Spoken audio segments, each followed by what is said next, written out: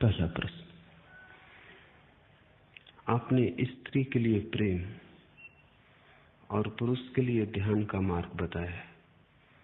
मेरी तकलीफ यह है कि न प्रेम में पूरा डूब पाती हूँ, न ध्यान में गहराई आती है।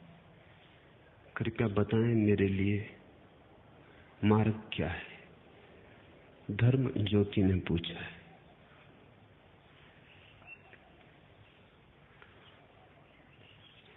धर्म गुरुओं का डाला हुआ जहर बाधा बन रहा है। उस जहर से जब तक छुटकारा न हो, प्रेम तो असंभव है, क्योंकि प्रेम की सदा से निंदा की गई है। प्रेम को सदा बंधन कहा गया है, और चूंकि प्रेम की निंदा की गई है और प्रेम को बंधन कहा गया है, इसलिए स्त्री भी सदा अपमानित की गई है। जब तक प्रेम स्वीकार न होगा, तब तक स्त्री भी सम्मानित नहीं हो सकती, क्योंकि स्त्री का स्वभाव प्रेम है।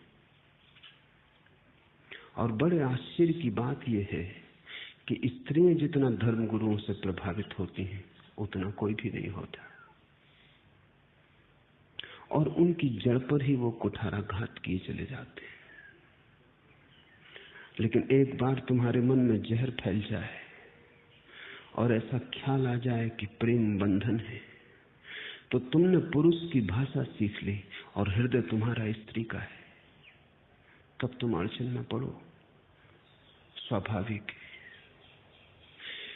पुरुष के लिए सही है यही बात कि प्रेम बंधन है, स्त्री के लिए प्रेम मुक्ति है। और जो पुरुष के लिए जहर है, वो स्त्री के लिए अमृत है। और स्त्री का तो अब तक कोई धर्म पृथ्वी पर पैदा नहीं हुआ, और स्त्रियों का तो कोई तीर्थंकर नहीं हुआ और कोई अवतार नहीं हुआ।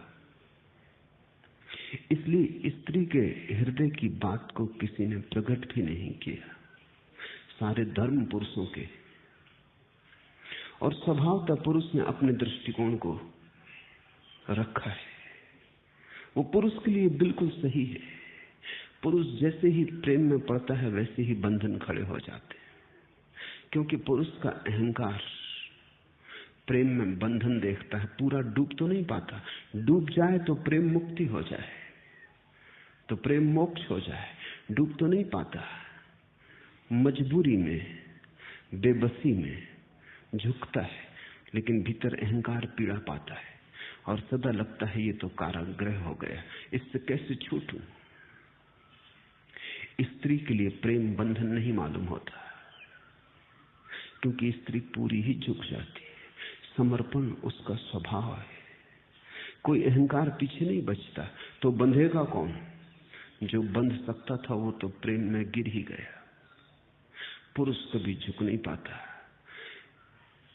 इसलिए बंधा हुआ मालूम पड़ता है। मिट जाए तो बंधने को ही कोई नहीं बचता, प्रेम बांधेगा क्या? और जब बंधने को कोई नहीं बचता तो प्रेम मुक्त करता है, प्रेम परम स्वतंत्र हो जाता है। लेकिन समर्पण के बाद पुरुष की अड़चन है, संकल्प तो कर सकता है, समर्पण नहीं कर सकता। स्त्री की अड़चन है, समर्पण तो कर सकती है, संकल्प नहीं कर सकती। मगर इसको अड़चन बनाने की जरूरत नहीं है। जो जहां है वहीं से मार्ग खोजना चाहिए। दूसरे की भाषा मत सीखना, अन्यथा अड़चन होगी। धर्म ज्योति के साथ यही हुआ है। महात्माओं के सत्संग में रही है, महात्माओं ने पूरे मन को विकृत कर दिया है। उन्होंने जो भी सिखाया है वो पीछा नहीं छोड़ रहा है। मेरी बात भी सुन रही है, लेकिन महात्मा बीच में खड़े, वो मेरी बात को भीतर प्रवेश नहीं होने देते। उनका संस्कार पुराना है, और ऐसा भी नहीं कि एक जन्म का हो, बहुत जन्मों का हो सकता है। और जब तक ये महात्माओं की भीड़ विदा न होगी, तब तक प्रेम तो संभव नहीं हो पाएगा।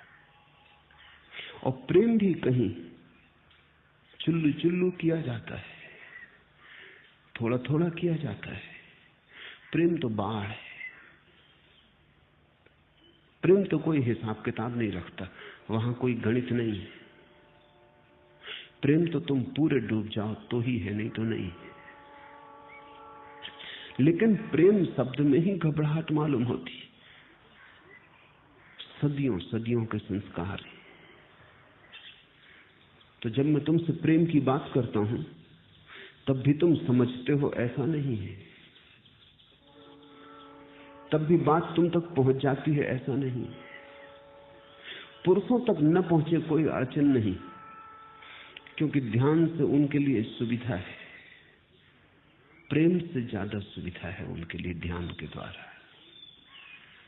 भक्ति पुरुषों को जमती ही नहीं, प्रेम के साथ तालमेल नहीं बैठता। और कभी अगर अपवाद रूप कोई पुरुष भक्त हो गया हो तो अपवाद रूप ही कोई स्त्री ध्यानी हुई है, लेकिन उससे नियम निर्मित नहीं होता। पुरुष ध्यान से जाएगा। ध्यान है परम संकल्प। ध्यान का अर्थ समझ लो, ध्यान का अर्थ है अकेले हो जाने की क्षमता,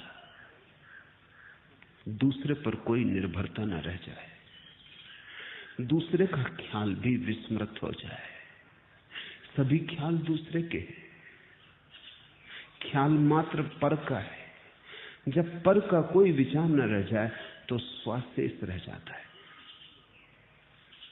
और उस स्व के शेष रह जाने में स्व भी मिट जाता है, क्योंकि स्व अकेला नहीं रह सकता, वो पर के साथ ही रह सकता है। जिस नदी का एक किनारा खो गया उसका दूसरा भी खो जाएगा, दोनों किनारे साथ साथ है। अगर सिक्के का एक पहलू खो गया तो दूसरा पहलू अपने आप नष्ट हो जाएगा, दोनों पहलू साथ साथ है। जिस दिन अंधकार खो जाएगा उसी दिन प्रकाश भी खो जाएगा। ऐसा मत सोचना कि जिस दिन अंधकार खो जाएगा उस दिन प्रकाश ही प्रकाश बचेगा, इस भूल में मत पड़ना, क्योंकि वो दोनों एक ही सिक्के के दो पहलू हैं। जिस दिन मौत समाप्त हो जाएगी उसी दिन जीवन भी समाप्त हो जाएगा। ऐसा मत सोचना कि जब मौत समाप्त हो जाएगी तो जीवन अमर हो जाएगा, इस भूल में पड़ना ही मत। मौत और जीवन एक ही घटना के दो हिस्से, अन्योन्याश्रित, एक दूसरे पर निर्भर है। तो जब पर बिल्कुल छूट जाता है तो स्वयं की उस निजता में अंततः स्वयं का होना भी मिट जाता है, शून्य रह जाता है। ध्यान की यही अवस्था है, उसको हमने समाधि कहा। दो शब्द बनाने चाहिए, ध्यान समाधि और प्रेम समाधि। समाधि तो दोनों में एक ही है, लेकिन दोनों के मार्ग बड़े अलग हैं। पुरुष को जो समाधि उपलब्ध होती, जो बुद्ध को उपलब्ध हुई, वो है ध्यान समाधि। पर को छोड़ा, स्व छूट गया, समाधि उपलब्ध हुई। मीरा को जो समाधि उपलब्ध हुई वो है प्रेम समाधि। पर को नहीं छोड़ा, स्वयं को समर्पित किया, इतना समर्पित किया कि स्व न बचा, पर ही बचा। और जब पर अकेला बचा तो पर भी मिट गया, समाधि उपलब्ध हो गई। जहां दो मिट जाते हैं वहां समाधि। लेकिन मीरा की समाधि प्रेम से आई, बुद्ध की समाधि ध्यान से आई। समाधि तो एक है, लेकिन मार्ग बड़ा अलग अलग है। बुद्ध की बात सुन सुन के प्रेम से आस्था उठ गई। पुरुष की उठ जाए कोई हर्जा नहीं, लाभपूर्ण है, लेकिन स्त्री की उठ जाए तो खतरा है, क्योंकि पुरुष के स्वभाव के तो अनुकूल है ध्यान का मार्ग, स्त्री के स्वभाव के अनुकूल नहीं है। और स्त्री पुरुष विपरीत है, इसलिए तो उनमें इतना आकर्षण है। और ऋण और धन विद्युत की तरह है, दिन और रात की तरह, जीवन और मृत्यु की तरह विपरीत है।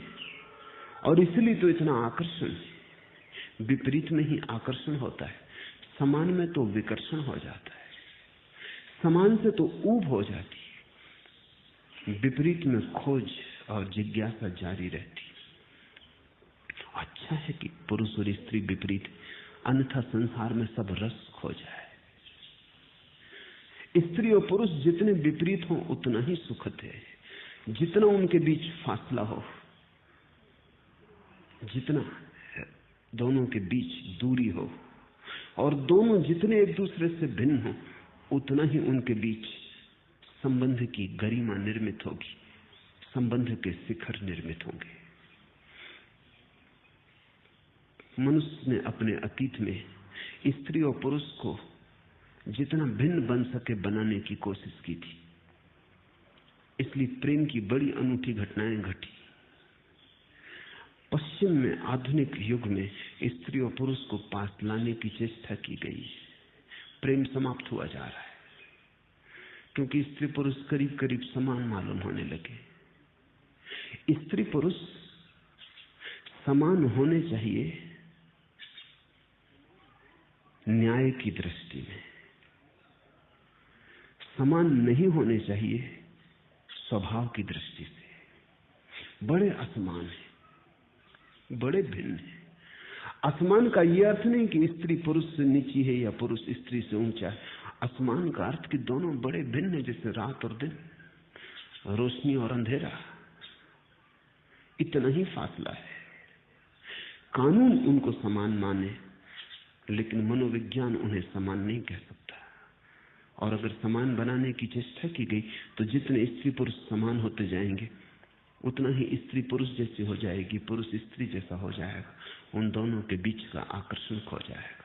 उन दोनों के बीच जो एक मधुर तनाव है, प्रेम भी है और संघर्ष भी है। मधुर तनाव है, लगाव भी है और विरोध भी है।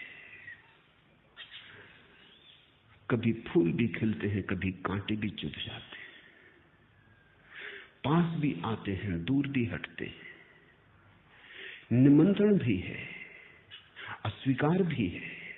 उन दोनों के बीच ये जो बड़ा खेल चलता है जीवन का, ये जो सारी लीला है जीवन की, वो मधुर है, वो शुभ है, सुंदर है। और उस सब का आधार ये है कि स्त्री समर्पण करने में कुशल है। स्त्री हार के जीतती है, उसके जीतने का ढंग वही है। वो चरणों में रख देती है अपने को और सिरताज हो जाती है। वो अपने को खो देती है और पुरुष के रोए रोए में समा जाती है।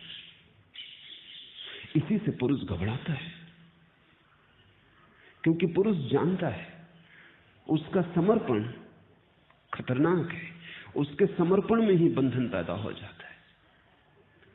पुरुष अपने को बंधा अनुभव करता है क्योंकि उसका अहंकार है। वो स्वाभाविक है कि वो अपने को बचाए, लड़े, संघर्ष करे। उसकी यात्रा अलग है। पुरुष बहिर्मुखी है, स्त्री अंतर्मुखी है। पुरुष और स्त्री जब एक दूसरे को प्रेम भी कर रहे हो तो पुरुष आंख खोल के प्रेम करता है, स्त्री आंख बंद करती। जब भी स्त्री भाव में होती आंख बंद कर लेती, क्योंकि जब भी भाव में होती तब वो अंतर्मुखी हो जाती है। वो प्रेम भी जिस व्यक्ति को करती है उसको भी जब ठीक से देखना चाहती तो आंख बंद कर लेती। ये भी कोई देखने का ढंग हुआ, मगर यही स्त्री का ढंग है, क्योंकि ऐसे आंख बंद करके ही वो उस चिन्मय को देख पाती। आंख खोल के तो मृण्मय दिखाई पड़ता है। और स्त्री जब भी किसी को प्रेम करती तो परमात्मा से कम नहीं मानती। आंख बंद करके परमात्मा दिखाई पड़ता है, आंख खोलो तो मिट्टी की देह। लेकिन पुरुष का रस भीतर में कम है, बाहर में जाता है। पुरुष आंख खोल के प्रेम करना चाहता है। प्रेम के क्षण में भी चाहता है कि रोशनी हो, ताकि वो स्त्री की देह को ठीक से देख सके। तो पुरुषों ने तो स्त्रियों की नग्न मूर्तियां बहुत बनाई हैं, स्त्रियों ने पुरुषों की एक भी नग्न मूर्ति नहीं बनाई। और पुरुषों ने तो स्त्रियों के नाम पर कितना अश्लील पोर्नोग्राफी और साहित्य और चित्र और पेंटिंग्स की है, स्त्रियों ने एक भी नहीं की। क्योंकि पुरुष का रस देह में, रूप में, रंग में, बहिर में, स्त्रियों को तो भरोसे नहीं आता कि शरीर के चित्रण में इतनी उत्सुकता क्यों है, क्योंकि स्त्री को तो शरीर के पार के देखने की सुविधा है। उसके पास एक झरोखा है जहां से वो देह को भूल जाती है और परमात्मा को देख लेती है। पुरुषों ने नहीं समझाया है स्त्री को कि पति परमात्मा है। ये स्त्रियों की प्रतीति है कि जिसको भी उन्होंने प्रेम किया उसने परमात्मा देखा। जहां प्रेम की छाया पड़ी वहीं परमात्मा प्रकट होता है। जहां प्रेम की भनक आई वहीं परमात्मा के आने का प्रारंभ हो जाता है। प्रेम के पग ध्वनि में परमात्मा की पग ध्वनि अपने आप सुनाई पड़ने लगती है। लेकिन पुरुष बंधानुभव करता, उसकी यात्रा बहिर यात्रा है। उसे चांद तारों पे जाना है, उसे दूर को जीतना है, उसे संसार को विजय करना है। ऐसे अगर घर में बंध जाएगा तो फिर ये दूर की यात्रा का क्या होगा? बाजार में कौन जीतेगा? दिल्ली में कौन विराजमान होगा? कहां जाएगा? कौन भागेगा? इस आपाधापी को कौन करेगा? तो जैसे ही जितना ही महत्वाकांक्षी पुरुष हो उतना ही स्त्री से बचेगा। महत्वाकांक्षी राजनीतिज्ञ हो स्त्री से बचेगा, क्योंकि अगर स्त्री ने बांध लिया तो स्त्री काफी संसार है, फिर उसके पार संसार बचता नहीं। वैज्ञानिक महत्वाकांक्षी हो, अन्वेषण में लगा हो, स्त्री से बचेगा। ध्यान करने वाला ध्यानी हो, स्त्री से बचेगा, क्योंकि स्त्री पूरी तरह घेर लेती है कि फिर कुछ और करने की सुविधा नहीं रह जाती। ध्यान न करने देगी, शास्त्र न पढ़ने देगी, चुनाव न लड़ने देगी, धन न कमाने देगी, क्योंकि चारों तरफ से घेर लेगी। स्त्री तुम्हारे चारों तरफ प्रेम का एक घर बनाती, उसमें तुम्हें लगता है कि तुम घुटे घुटे अनुभव करते हो, क्योंकि तुम्हारी महत्वाकांक्षा मरती। वही पुरुष स्त्री के प्रेम के लिए राजी हो सकता है जो अहंकार को छोड़ने को राजी हो। ये पुरुष के लिए बहुत कठिन है। इसका एक ही उपाय है उसके लिए, ध्यान, कि वो गहरे ध्यान में उतरे। तो मेरे देखने में ऐसा है कि अगर पुरुष गहरे ध्यान में उतर जाए तो ही प्रेम के योग्य हो पाता है, और स्त्री अगर प्रेम में उतर जाए तो ही ध्यान के योग्य हो पाती है। स्त्री सीधे ध्यान न कर सकेगी। तुम उसे लाख समझाओ कि चुप हो के शांत बैठ जाओ, वो कहेगी लेकिन किसके लिए? किसको याद करे, किसका स्मरण करे, किसकी प्रतिमा सजाए, किसका रूप देखें भीतर? मंदिरों में जो प्रतिमाएं हैं वो सभी स्त्रियों ने रखी हैं। परमात्मा के नाम के जितने गीत हैं वो सब स्त्रियों ने गाए। भजन है, कीर्तन है, उसका अनूठा रस स्त्रियों ने लिया है। और पुरुष और स्त्री के बीच बड़ी बेबूझ पहेली है, वो एक दूसरे को समझ नहीं पाते। समझें भी कैसे? तुम जिस स्त्री के साथ जीवन भर रहे हो या जिस पुरुष के साथ जीवन भर रहे हो उसको भी समझ नहीं पाते, क्योंकि भाषा अलग है, यात्रा अलग है, दोनों के सोचने का, होने का ढंग अलग है। जिस दिन दुनिया में ठीक ठीक समझ आएगी उस दिन स्त्री का मनोविज्ञान अलग होना चाहिए, पुरुष का मनोविज्ञान अलग। उन दोनों के मन अलग है, इसलिए सिर्फ मनोविज्ञान कहने से कुछ भी ना होगा। मनोविज्ञान से क्या पता चलता है? किसका मनोविज्ञान, स्त्री का या पुरुष का? स्त्री का मन का ढांचा ही अलग है, पुरुष के मन का ढांचा अलग है। इसलिए पुरुष महावीर और बुद्ध बन जाता है। महावीर को हमने नाम दिया जिन, जिसने जीत लिया। बुद्ध को हमने नाम दिया बुद्ध, जो जाग गया। लेकिन मीरा से पूछो जीता, मीरा कहेगी हारे। कृष्ण को और जीतने की बात ही बेहोती है, परमात्मा को जीतने की बात ही बेहोती है। जीतने की भाषा में ही आक्रमण और हिंसा है। अब थोड़ा समझो, महावीर जैसे अहिंसक को भी हमने जिन कहा, लेकिन जिन शब्द में ही हिंसा है। जीता, विजय, वो भाषा ही क्षत्रिय की है, वो भाषा पुरुष की है। अब महावीर वैसे परम ध्यान को उपलब्ध हुए, ज्ञान को उपलब्ध हुए, लेकिन भाषा तो पुरुष की ही रहेगी। मीरा से पूछो जीता, मीरा कहेगी तुम समझे ही नहीं, प्रेम में कहीं कोई जीतता है, हारते, मगर हार ही वहां जीत है। मीरा से पूछो जागी, मीरा कहेगी जागना वहां कहां है, वहां तो खोना है, वहां तो मिटना है, वहां तो बेहोशी ही होश है। अब इसको थोड़ा समझ लेना, मीरा के लिए बेहोश हो जाना होश और हार जाना जीत जाना है। महावीर और मीरा को मिला दो, इनके बीच बड़ी कठिनाई खड़ी हो जाएगी, इनके बीच चर्चा न चल सकेगी, इनकी भाषा अलग होगी। जैसे दोनों दो अलग भाषाएं बोलते हो, एक जर्मन बोल रहा हो और एक जापानी, और कहीं कोई तालमेल न बैठता हो, बैठेगा नहीं। पुरुष के लिए स्त्री पहेली रही है, स्त्री के लिए पुरुष पहेली। स्त्री सोच ही नहीं पाती कि तुम किस लिए चांद पर जा रहे हो, घर काफी नहीं। वही तो यशोधरा ने बुद्ध से पूछा जब वो लौट कर आए कि जो तुमने वहां पाया वो यहां नहीं मिल सकता था। ऐसा जंगल भागने की क्या पड़ी थी, ये घर क्या बुरा था। अगर शांति होना था तो जितनी सुविधा यहां थी इतनी वहां जंगल में तो नहीं थी। तुमने कहा होता हम तुम्हें बाधा ना देते, हम तुम्हें एकांत में छोड़ देते, हम सारी सुविधा कर देते कि तुम्हें जरा भी बाधा ना पड़े। लेकिन बुद्ध को अगर यशोधरा ऐसा इंतजाम कर देती कि जरा भी बाधा ना पड़े, यशोधरा अपनी छाया भी न डालती बुद्ध पर, तो भी बुद्ध बंधे बंधे अनुभव करते, क्योंकि वो अनजाने तार यशोधरा के चारों तरफ फैलते जाते और भी ज्यादा फैल जाते। वो छाया की तरह चारों तरफ अपना जाल बुन देती। घबरा के भाग गए। जो भी कभी भागा है जंगल की तरफ, प्रेम से घबरा के भागा। और क्या घबराहट, कहीं प्रेम बांध ना ले, कहीं प्रेम आसक्ति न बन जाए, कहीं प्रेम राग न हो जाए। स्त्रियों को जंगल की तरफ भागते नहीं देखा गया, क्योंकि स्त्री को समझ में नहीं आता भागना कहां है, डूबना है।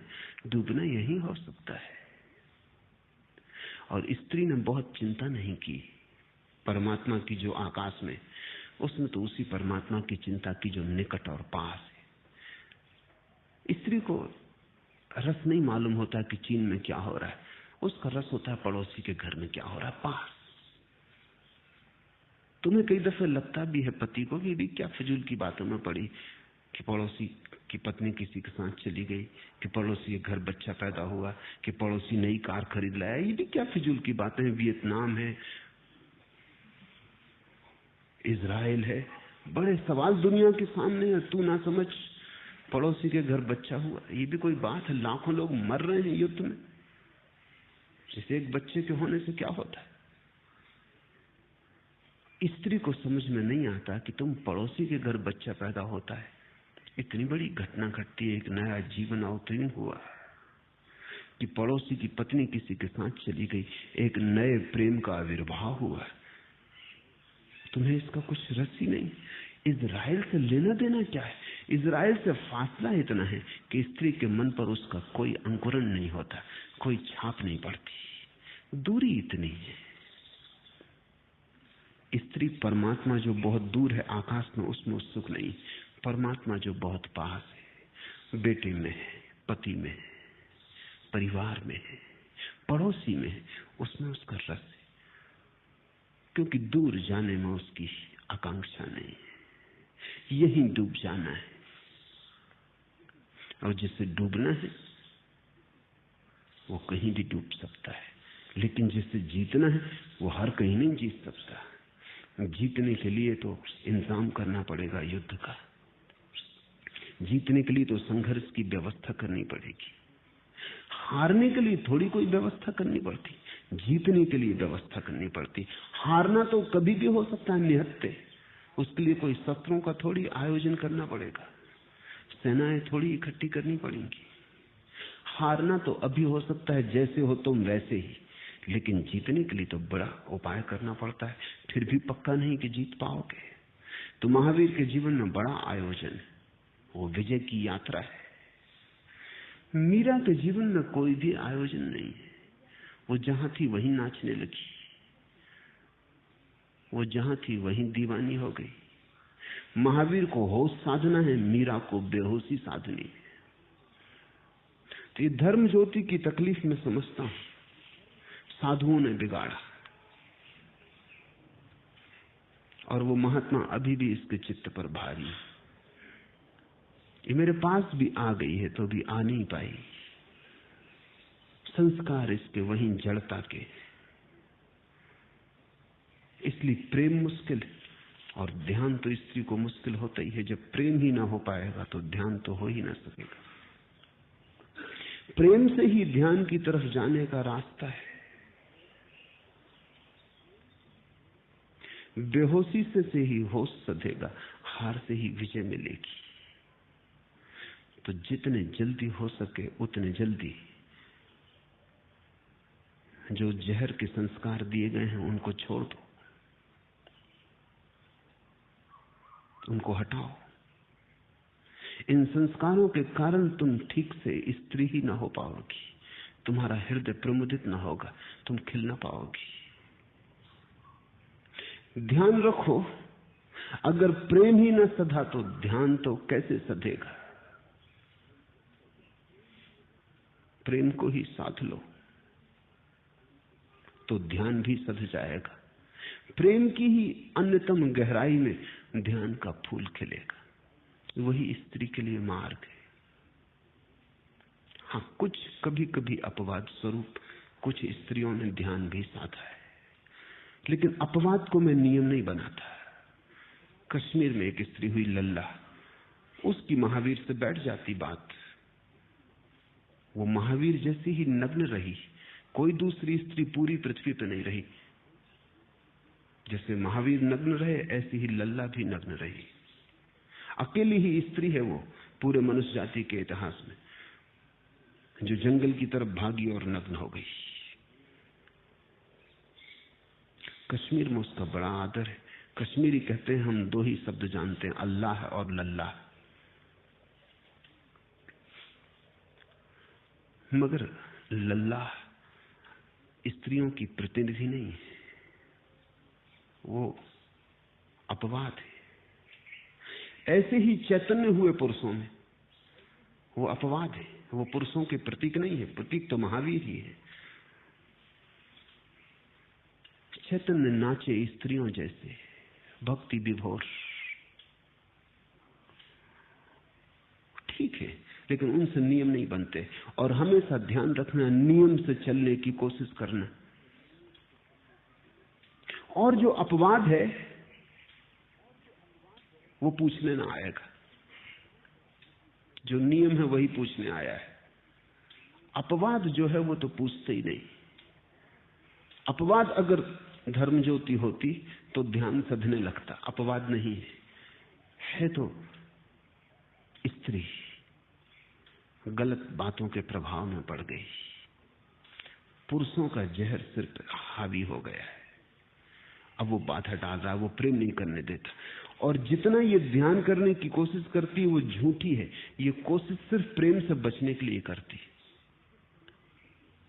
इसकी जो ध्यान की कोशिश चल रही है वो सिर्फ इसीलिए ताकि प्रेम में ना उलझना पड़े। तो प्रेम तो पाप है, प्रेम तो झंझट है, उससे बचना है तो ध्यान करना है। और मैं तुमसे कह रहा हूं कि प्रेम से ही ध्यान होगा।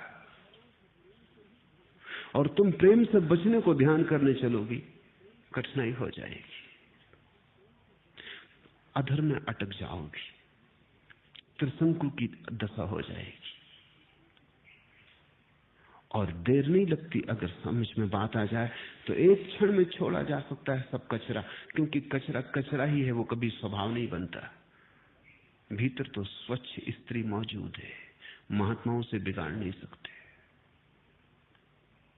महात्माओं की बातचीत ऊपर ऊपर के पत्ते हैं, नीचे तो धारा बह रही है स्त्रीण स्वभाव की। जरा पत्तों को हटा दो और भीतर की नदी प्रकट हो जाएगी। लाख पत्ते दबा दें नदी को, यहां पूना की नदी दब जाती है बिल्कुल पत्तों में, फिर दिखाई ही नहीं पड़ती।